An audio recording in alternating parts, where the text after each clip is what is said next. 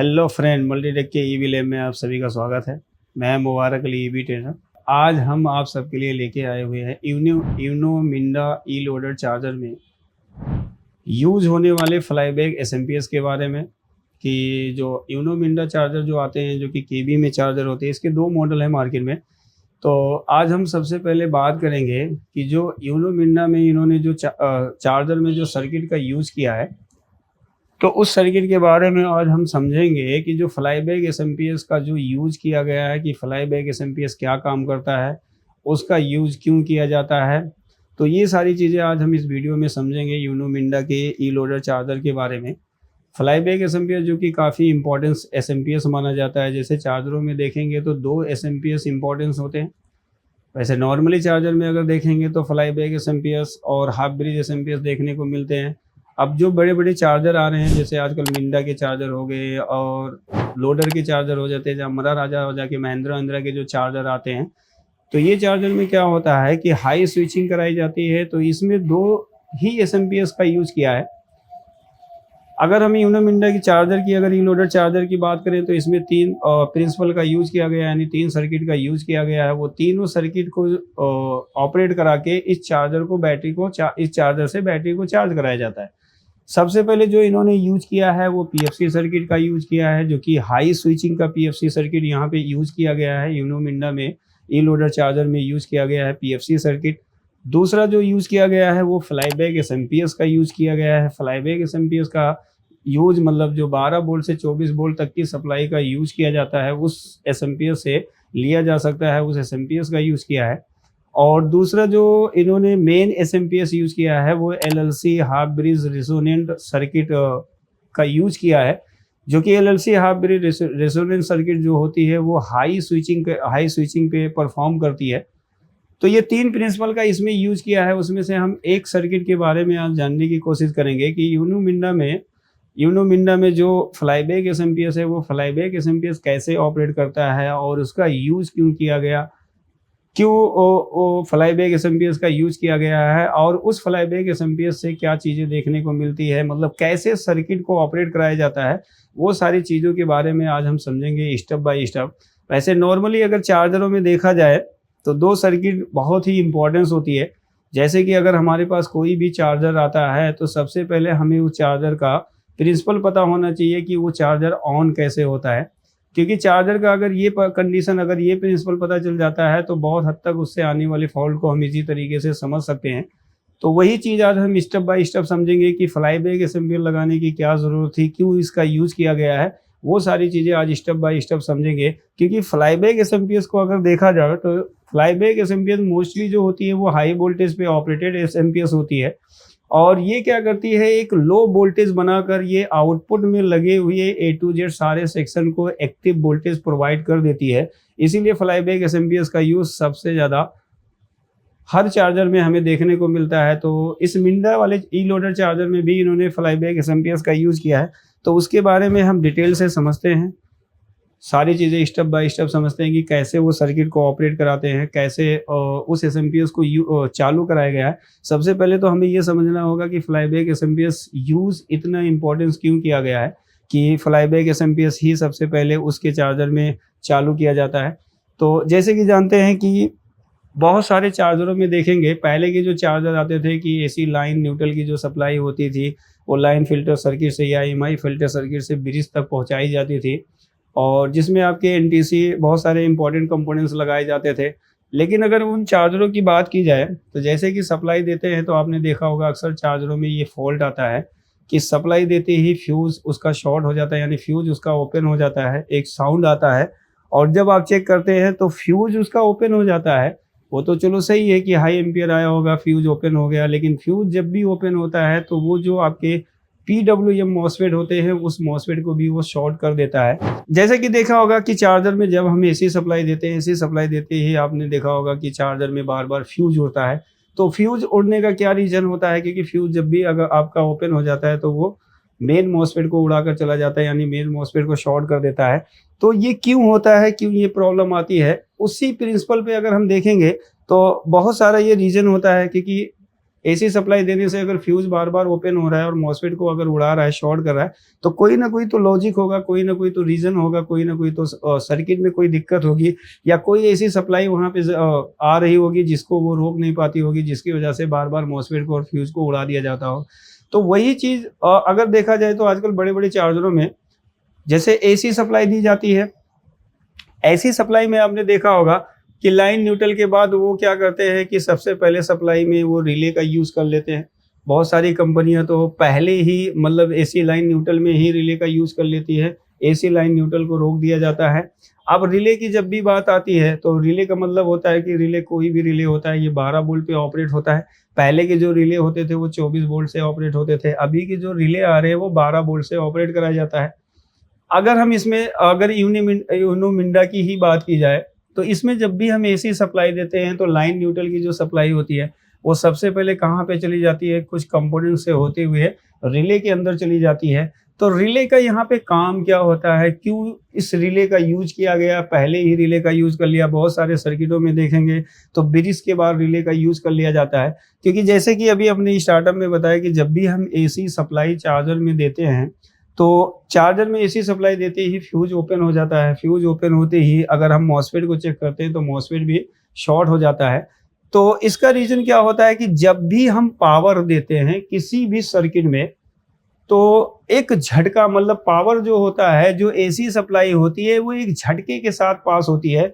क्यों पास होती है, क्योंकि आगे ब्रिज के बाद अगर हम देखते हैं तो वहाँ पे मेन फिल्टर कैपेसिटर लगा होता है। मेन फिल्टर कैपेसिटर खाली होने के कारण यानी एम्प्टी होने के कारण वो बड़ी स्पीड से अपने तरफ वोल्टेज को खींचता है, बड़ी स्पीड से चार्ज होने की कोशिश करता है, जिससे एक फ्लो जो वोल्टेज का होता है वो वोल्टेज बढ़ जाता है, और वोल्टेज बढ़ने से एक हाई पावर वहाँ पे पास होता है, जिससे फ्यूज आपका ओपन होता है, और उसी हाई पावर के जाने से, हाई वोल्टेज जाने से आपका मॉसफेट बार बार शॉर्ट होता है।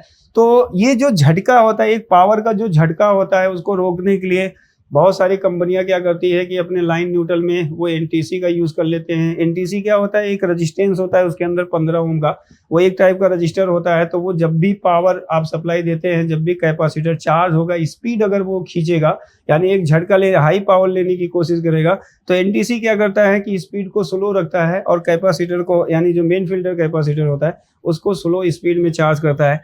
तो बहुत सारी कंपनियों में चार्जरों में देखेंगे तो हमें लाइन न्यूट्रल में एनटीसी का यूज देखने को मिलता है। अगर एनटीसी वीक हो जाता है तो उसके वीक हो जाने से क्या होगा कि आप जब भी पावर सप्लाई देंगे तो एक पावर का झटका पास होगा, और वो हाई पावर हाई वोल्टेज जब आपके सर्किट में जाएगा तो फ्यूज को भी ओपन कर देता है और मॉसफेट को भी शॉर्ट कर देता है। रीजन ये होता है, इसलिए बड़े बड़े जो आपके केबी में किलोवाट में जो चार्जर आ रहे हैं या जो भी और भी चार्जर आपके पास आते हैं रिपेयर होने, उसमें देखेंगे तो एसी के लाइन न्यूट्रल में ही रिले का यूज कर दिया जाता है। रिले क्या करता है, वही चीज काम करने का काम करेगा कि जब भी एमएफसी को वोल्टेज दिया जाएगा तो एमएफसी क्या करेगा, एक स्पीड से चार्ज होने की कोशिश करेगा। तो रिले क्या करता है, रिले उस स्पीड को कंट्रोल कर लेता है, उस झटके को कंट्रोल कर लेता है, जिससे जो आपका मेन मॉसफेट होता है उस मेन मॉसफेट को शॉर्ट होने से बचा लेता है।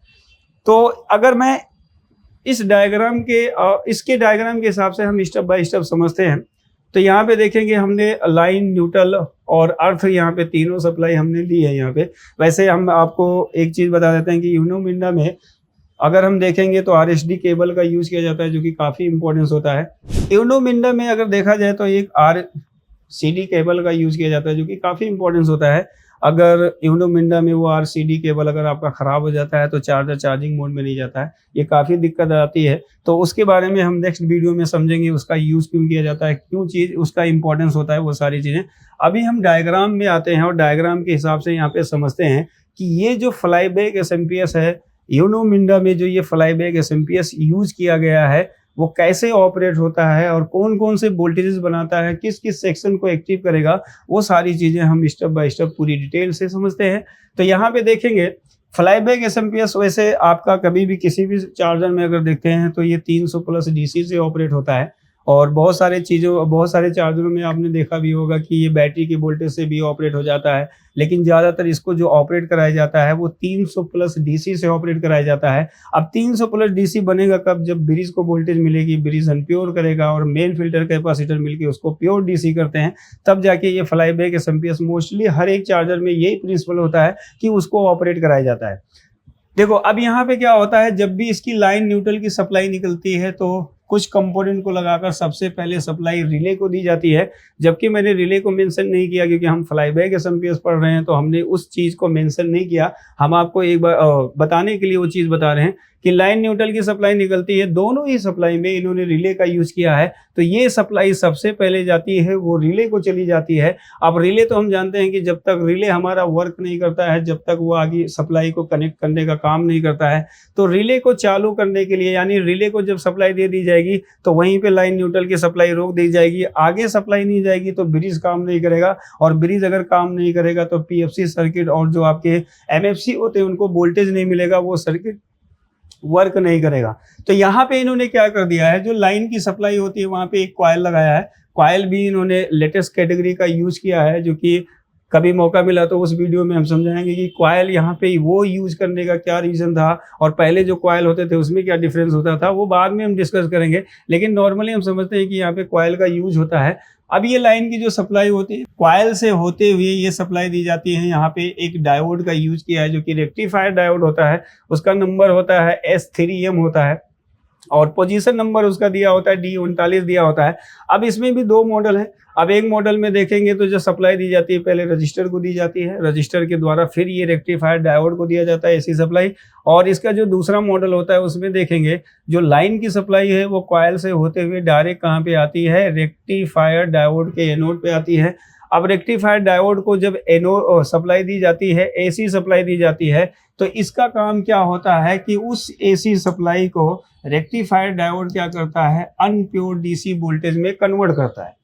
अब जब अनप्योर डीसी वोल्टेज में कन्वर्ट कर देगा तो वही अनप्योर डीसी सप्लाई जो होती है इसके कैथोड से निकलकर आगे वाली सर्किट को वोल्टेज प्रोवाइड की जाती है।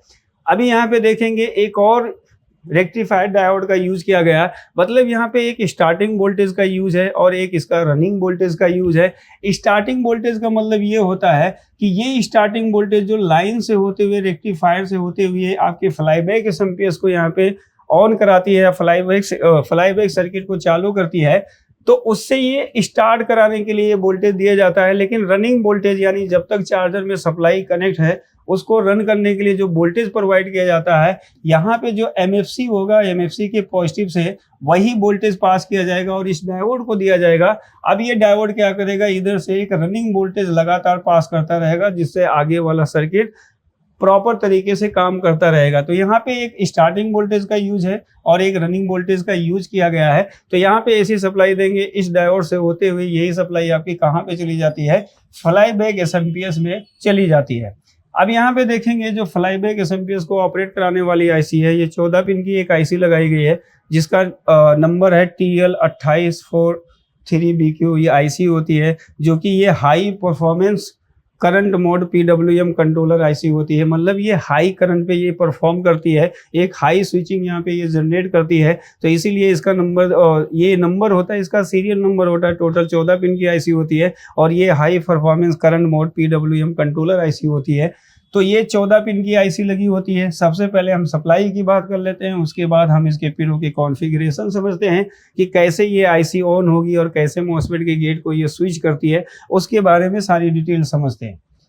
अब यहाँ पे देखेंगे जब सप्लाई यहाँ से निकल कर,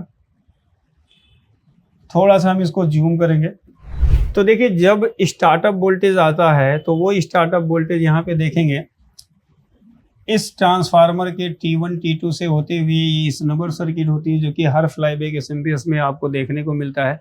यहाँ पे रजिस्टर, कैपेसिटर और एक रेक्टिफायर डायोड को लगाकर यहाँ पे इस नंबर बनाया जाता है। और ये ट्रांसफार्मर के T1 और T2 से होते हुए यही जो सप्लाई होती है वो किसको दी जाती है, इस मॉसफेट के ड्रेन पे दी जाती है। ये N चैनल मॉसफेट होता है और इसका नंबर होता है STB9NK 80Z होता है जो कि N चैनल मॉसफेट होता है। तो इसको इनपुट वोल्टेज की जरूरत होती है क्योंकि N चैनल मॉसफेट के ड्रेन पे जब इनपुट रहेगा तभी वो मॉसफेट क्या करेगा, अपना वर्क करेगा जब भी उसके गेट को चालू किया जाएगा। तो ये सप्लाई यहाँ से होते हुए इस प्राइमरी बाइंडिंग से होते हुए किसको दी जाती है, इस N चैनल मॉसफेट के ड्रेन को दी जाती है। ये वही मॉसफेट रहेगा जो इस एसएमपीएस को यानी इस ट्रांसफार्मर को स्विचिंग मोड में यानी स्विचिंग करवाता है। यहाँ पे देखेंगे तो एक सहायक बाइंडिंग भी होती है। सहायक बाइंडिंग मतलब ऑक्सिलरी बाइंडिंग भी बोला जाता है, उसको फीडबैक बाइंडिंग भी बोला जाता है। तो यहाँ पे एक और बाइंडिंग दी जाती है। अब हम यहाँ पे समझते हैं कि ये आईसी जो लगी होती है, ये जो 14 पिन की आईसी लगाई गई है, जो कि current mode PWM controller IC है, ये कैसे काम करती है और कैसे इसको कैसे इसको चालू किया जाता है, वो सारी चीजें स्टेप बाय स्टेप समझते हैं। अब अगर हम सर्किट में ध्यान से देखेंगे, जो ये ड्रेन की वोल्टेज यहाँ से जा रही है, ये वाली वोल्टेज जो आपके आगे प्राइमरी से होते हुए इस मॉसफेट के ड्रेन को दी जाती है, तो यहाँ पे देखेंगे 3 रजिस्टर का यूज यहाँ पे किया जाता है, जो कि हाई रजिस्टेंस के रजिस्टर होते हैं। हमने वैल्यू मेंशन नहीं किया है, लगभग ये 85 के करीब के रजिस्टर होते हैं। तो ये हाई रजिस्टेंस के रजिस्टर होते हैं, जो कि 3 लगे होते हैं, सीरीज में लगे होते हैं। तो इनसे ये जो वोल्टेज हाई मिलता है, ये रजिस्टर उस वोल्टेज को कम करके यहाँ पे पास करते हैं। और यही सप्लाई अगर हम सबसे पहले देखेंगे तो यहाँ पे एक BCC, जो कि इस आईसी का पिन नंबर 12 BCC होता है, यहाँ पे लगा होता है एक इलेक्ट्रोलाइट कैपेसिटर लगा होता है। तो ये तीनों रजिस्टर मिलके क्या करते हैं, धीरे धीरे इस कैपेसिटर को चार्ज करते हैं। क्योंकि हर आईसी के अंदर अगर देखेंगे, इस कैपेसिटर को चार्ज करने का मतलब कि हर आईसी के अंदर एक सर्किट होती है जिसको UBLO बोला जाता है। इसका अगर देखा जाए तो इसको कहा जाता है under voltage lockout circuit. Under voltage lockout circuit मतलब जब भी ये आईसी आपकी 0 से जब भी इसको स्टार्ट किया जाएगा तो इसके अंदर एक लॉक लग जाती है, मतलब अंडर वोल्टेज लॉकआउट सर्किट दिया जाता है कि जब इस आईसी के अंदर का जो वोल्टेज लॉक है, उस वोल्टेज से ज्यादा ये कैपेसिटर जब अपने अंदर चार्ज को स्टोर करेगा, तभी ये आईसी अनेबल होगी, तभी ये आईसी एक्टिव होगी। तो ये जो रजिस्टर लगे होते हैं, ये तीनों रजिस्टर मिलके क्या करते हैं, इस कैपेसिटर को यहाँ पे चार्ज करते हैं। और जब भी कैपेसिटर चार्ज होगा तो ये आईसी स्लीप मोड में रहेगी, मतलब ये आईसी वर्किंग में नहीं होनी चाहिए, क्योंकि अगर आईसी वर्किंग में होगी फिर कैपेसिटर को चार्ज किया जाएगा तो कैपेसिटर यहाँ पे चार्ज नहीं होता है। और ये रजिस्टर जब यहाँ से वोल्टेज पास करते हैं तो ये कैपेसिटर चार्ज होता है। और ये कैपेसिटर चार्ज कहाँ तक करते हैं, 8.6 वोल्ट तक करते हैं। जैसे ही ये वोल्टेज 8.6 होता है, ये आईसी ऑन हो जाती है, मतलब एक्टिव मोड में आ जाती है। अब जैसे ही ये आईसी एक्टिव होगी, ऑन होगी, तो इसका पहला काम होता है कि पिन नंबर 14 से 5 वोल्ट का रेफरेंस वोल्टेज बनाती है। यहाँ से 5 वोल्ट का रेफरेंस वोल्टेज, ये इस आईसी का एक्टिव वोल्टेज होता है। यानी आईसी अगर इंटरनली सर्किट अगर उसका चालू होता है, मतलब आईसी ऑन होगी, तो यहाँ पे क्या करेगी, पिन नंबर 14 पे 5 वोल्ट का रेफरेंस वोल्टेज बनाएगी। अब इस रेफरेंस वोल्टेज को अगर देखा जाएगा तो जब भी आईसी ऑन होगी तो आईसी का पहला स्टेप क्या हुआ, पिन नंबर 14 से 5 वोल्ट बनाना। और पिन नंबर जब 5 वोल्ट का रेफरेंस वोल्टेज बन जाता है तो ये आईसी सबसे पहले क्या करती है कि अपने अंदर के ऑसिलेटर सर्किट को ये चालू करती है। तो ऑसिलेटर सर्किट को चालू करने के लिए रेफरेंस में अगर देखेंगे ध्यान से तो यहाँ से 5 वोल्ट की सप्लाई निकलती है और यहाँ पे एक रजिस्टर के द्वारा जो इस आईसी का पिन नंबर 7 जो कि RTCT है, जो ऑसिलेटर सेक्शन होता है, जो पल्स जनरेटर सेक्शन होता है, जहां से पल्स जनरेट किया जाता है, उसको कुछ वोल्टेज दिया जाता है। अब जैसे ही वोल्टेज दिया जाएगा तो इसके अंदर का जो सर्किट होता है, ऑसिलेटर सर्किट होता है, वो पल्स बनाना यहाँ पे स्टार्ट कर देता है। तो पहला स्टेप 8.6 इसका ऑन वोल्टेज होता है। अगर ये वोल्टेज आपका ड्रॉप होता है 7 पॉइंट के करीब होता है तो इसका मतलब आईसी आपकी ऑफ मानी जाती है। और ये जो वोल्टेज होता है आईसी का ऑन वोल्टेज होता है। यहाँ पे आईसी को चालू होने के लिए कम से कम इतना वोल्टेज होना चाहिए।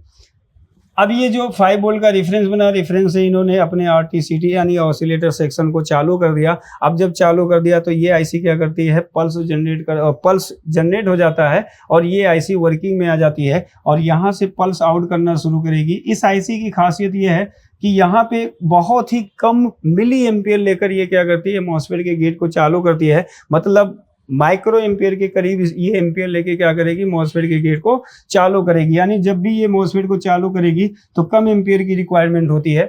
उसके बाद देखेंगे तो जब 5.0 वोल्ट का रेफरेंस बनेगा तो यहाँ पे जो इसका इंटरनल सर्किट होता है वो क्या करेगा, कुछ वोल्टेज इसके कंपनसेशन पिन को दिया जाता है। कंपनसेशन पिन होता है कंपेयर करने वाला एक एम्पलीफायर एरर होता है। ये कंपेयर करता है कि आईसी के अंदर मतलब हमारा सर्किट प्रॉपर काम कर रहा है कि नहीं काम कर रहा है, उसको कंपेयर करने के लिए इसका यूज किया गया है।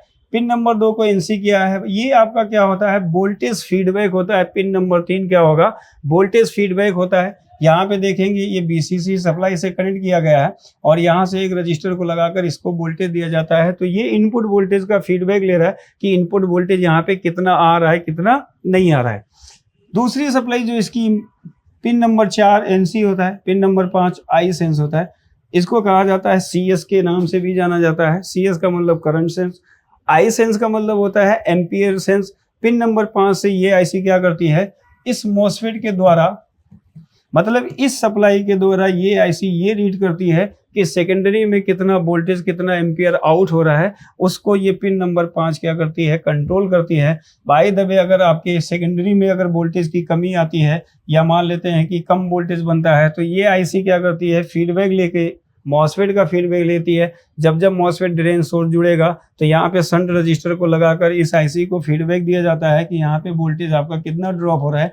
उस ड्रॉपेज वोल्टेज को कैलकुलेशन करके ये आईसी पिन नंबर 5 से ये सेंस करती है कि ये मॉसफेट कितने एम्पियर पे स्विच कर रहा है, यानी प्राइमरी वाइंडिंग में कितना एम्पियर बना रहा है और कितना एम्पियर हमारा सेकेंडरी में पास हो रहा है। मतलब इस पिन नंबर 5 को अगर देखा जाए तो पूरे ये एसएमपीएस को क्या कर रही है, कंट्रोल कर रही है। अगर इसके फीडबैक में गड़बड़ी आएगी, ये मतलब इसको ज़्यादा वोल्टेज अगर मिलेगा, एम्पियर का ज़्यादा इंफॉर्मेशन इसको दिया जाएगा, तो ये आईसी क्या होगी, शट डाउन हो जाएगी। मतलब ये आईसी अपने आप बंद हो जाती है। अब ये आईसी जब अपने आप बंद हो जाएगी तो यहाँ पे स्विचिंग होना बंद हो जाता है। तो ये करंट सेंस काफ़ी इंपॉर्टेंस होता है। ये क्या करती है, इस मॉसफेट के एम्पियर को कंट्रोल करेगी। जितना एम्पियर की ज़रूरत होती है उतने ही एम्पियर पे इसको स्विच कराया जाता है, क्योंकि जब भी आपका मॉसफेट चालू होता है तो तुरंत आपका लोड मेंटेन नहीं होता है, क्योंकि आईसी जब भी पल्स निकालती है तो पहले 1-2 बार क्या करती है, वो स्लो इस मॉसफेट को स्विच करती है, तो आपका कम एम्पियर बनेगा, कम वोल्टेज बनेगा और यहाँ पे वोल्टेज कम ड्रॉप होगा।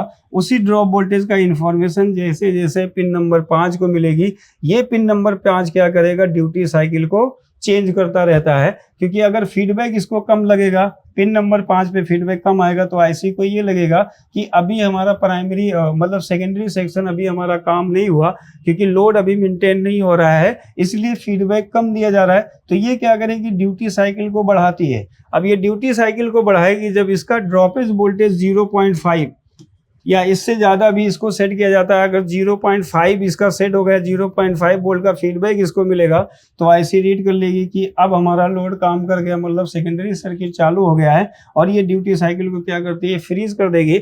अब ड्यूटी साइकिल फ्रीज हो जाएगा तो ये रहेगा कि जब तक सप्लाई आपकी चालू है, जब तक उसी ड्यूटी साइकिल पे ये मॉसफेट को क्या करेगी, स्विच करती रहेगी। तो ये आई सेंस होता है, ये इस पूरे एसएमपीएस का फीडबैक लेता है कि कितना एम्पियर, कितना वोल्टेज आउट कराया जाता है। उस बेस पे ये पिन नंबर 3 काम करता है और मॉसफेट के गेट को कंट्रोल करता है, यानी ड्यूटी साइकिल को कंट्रोल करता है कि कितना स्पीड से हमें स्विच कराना है, कितने एम्पियर पे इसको स्विच कराना है। सारा डिसाइड करने का काम किसका होता है, वो पिन नंबर 5 का होता है।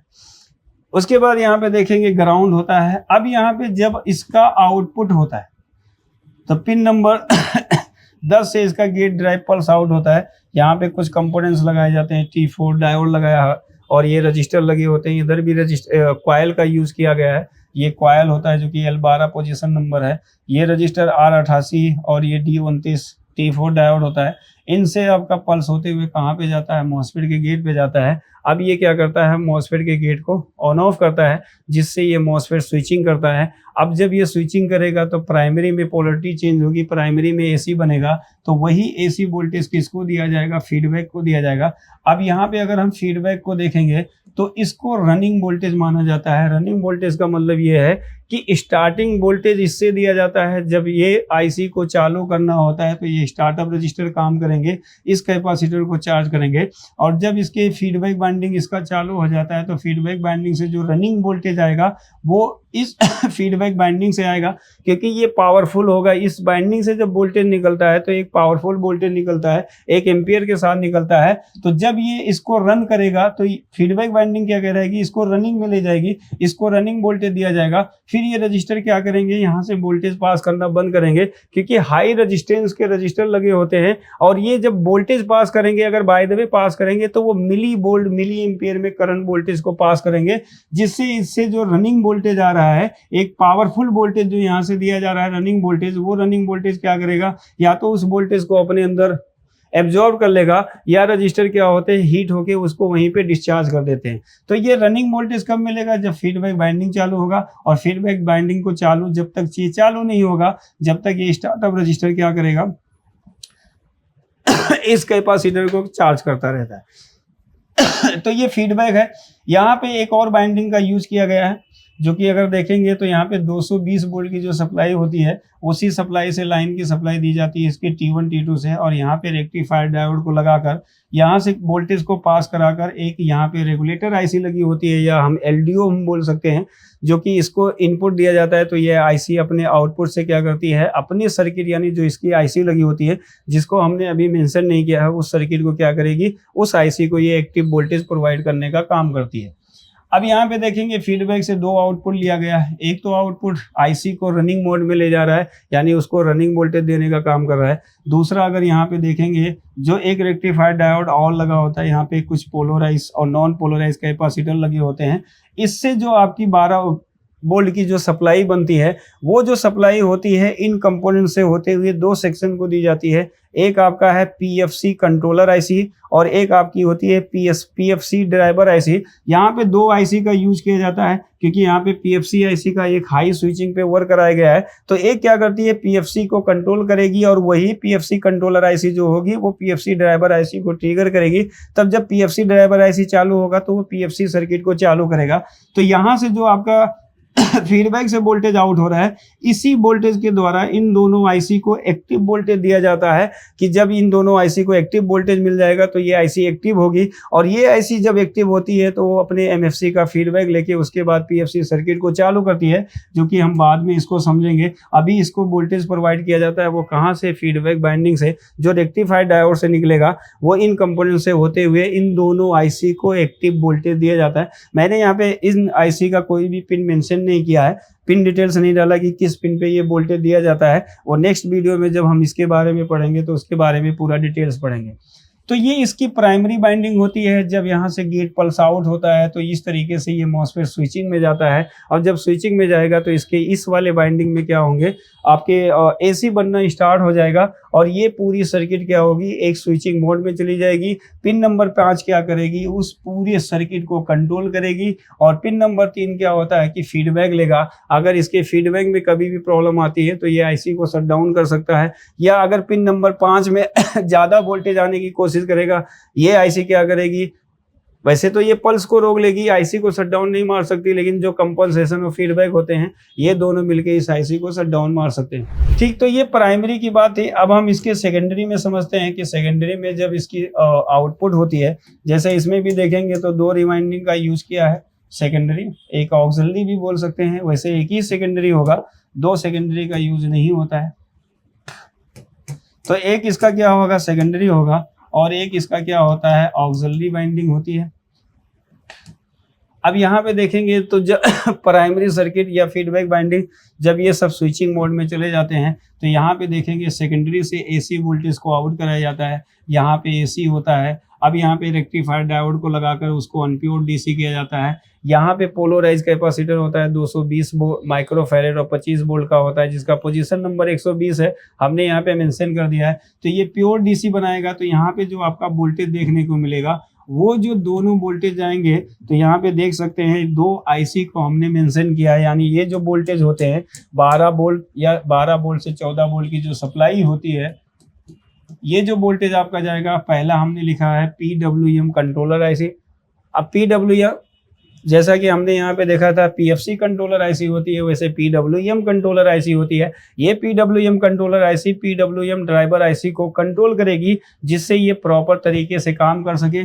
तो इस आईसी को भी वोल्टेज दिया जाता है, बीसीसी वोल्टेज दिया जाएगा या उसको एक्टिव वोल्टेज दिया जाएगा, और इसी तरीके से इस पीडब्ल्यूएम ड्राइवर आईसी को बीसीसी वोल्टेज दिया जाएगा। तो दोनों आईसी को जैसे बीसीसी वोल्टेज मिलेगा ये दोनों आईसी ऑन हो जाती हैं। अब ये कैसे काम करती हैं, कैसे पीडब्ल्यूएम PWM यानी पुश पुल स्विचिंग मॉसफेट को ट्रिगर करेंगी, वो बाद में हम स्टेप बाय स्टेप इसमें समझते हैं। अब यहाँ पे देखेंगे ऑक्सिलरी बाइंडिंग से जो यहाँ पे AC वोल्टेज आउट कराया जाता है, रेक्टिफायर, डायोड और कुछ नॉन पोलर कैपेसिटर को लगाकर यहाँ पे 12 वोल्ट की सप्लाई बनाई जाती है। अब यहाँ पे देखेंगे तो एक रेगुलेटर IC होगी। इस वाले सप्लाई से हमने लगाया नहीं AC रिले कॉइल, इस वाले वोल्टेज से दोनों AC रिले कॉइल को भी ये वोल्टेज प्रोवाइड की जाती है। AC रिले कॉइल जो कि आपके 220 वोल्ट सप्लाई में लाइन न्यूट्रल में लगाए जाते हैं, वो दो रिले का यूज किया जाता है। एक लाइन में लगा होता है और एक आपका किस में लगा होता है, न्यूट्रल में लगा होता है। तो दोनों रिले को चालू होने के लिए यहाँ से 12 वोल्ट की सप्लाई प्रोवाइड कर दी जाती है, जिससे उस रिले कॉइल को क्या मिल जाता है, 12 वोल्ट की सप्लाई मिल जाती है। अगर 12 वोल्ट की सप्लाई नहीं जाएगी तो रिले जो होगा उसके कॉइल के अंदर मैग्नेटिक नहीं फील्ड बनेगा, और मैग्नेटिक फील्ड नहीं बनेगा तो रिले आपका काम नहीं करेगा। तो ये वाले से इन सेक्शन को एक्टिव किया जाता है, AC रिले कॉइल को और PWM कंट्रोलर IC और PWM ड्राइवर IC को। अब यहाँ से जो 12 वोल्ट की सप्लाई जो आउट कराई जाती है वो एक रेक्टिफायर, डायोड, कैपेसिटर से होते हुए प्योर DC बनाया जाता है, और यहाँ पे लगा होता है एक रेगुलेटर IC लगी होती है जिसको ये इनपुट वोल्टेज दिया जाता है। और जब इस IC को इनपुट वोल्टेज मिलता है तो ये IC क्या करती है, 3.3 वोल्टेज की सप्लाई आउट कर देती है। और ये 3.3 वोल्टेज की जो सप्लाई होती है ये सबसे पहले मेन कंट्रोलर IC को जाती है, जो पूरे चार्जर को कंट्रोल करती है, उसको कहते हैं मेन कंट्रोलर IC। और यही जो वोल्टेज होगा आपके ऑप्टो कपलर को भी चला जाता है, और यही वोल्टेज यहाँ पे जो कंपरेटर IC लगी होती है, और यहाँ पे कंपरेटर IC लगी होती है, उनको भी ये वोल्टेज प्रोवाइड दिया जाता है। कंपरेटर, यहाँ पे 2-3 कंपरेटर IC का यूज किया गया है, उसको भी दिया जाता है। और यही सप्लाई आपकी कैन सेक्शन को चली जाती है। जो कैन सेक्शन होते हैं या जो उसकी IC होती है उसको चालू होने के लिए इसको वोल्टेज दिया जाता है, और यही वोल्टेज जिस भी सेक्शन को चालू किया जाता है उन सारे सेक्शन को ये वोल्टेज यहाँ से प्रोवाइड कर दिया जाता है। ये IC नंबर मेरे को याद नहीं है इसलिए मैं इसको नहीं बना रहा हूँ। तो ये इस तरीके से क्या करेगी, जब इस रेगुलेटर को मिलेगी 12 वोल्ट की सप्लाई तो ये 3.3 वोल्टेज पास करके सेकेंडरी में जितने भी कंट्रोलर IC के पास में जितने भी उसके कंट्रोलिंग सर्किट होती है, कंट्रोलिंग IC होती है, उन सारे IC को चालू करने के लिए ये 3.3 वोल्टेज की सप्लाई दे दी जाती है। अब जब कंट्रोलर IC मेन आपका चालू हो जाती है तो वो चालू कैसे होती है, इस फ्लाईबैक एसएमपीएस से चालू होगी। जब इसके चार्जर में सबसे पहले फ्लाईबैक एसएमपीएस को चालू किया जाएगा तब जाके ये A to Z सेक्शन आपके एक्टिव मोड में आ जाते हैं। मतलब इन सारे IC को, यानी जिस IC को वोल्टेज प्रोवाइड की जाती है वो उनका एक्टिव वोल्टेज होता है। वो वर्क कब करती हैं, जब जो उसकी मेन IC होती है, जब वो मेन IC उसको ड्राइव करेगी तभी वो सर्किट, वो IC यहाँ आपकी वर्क करती है।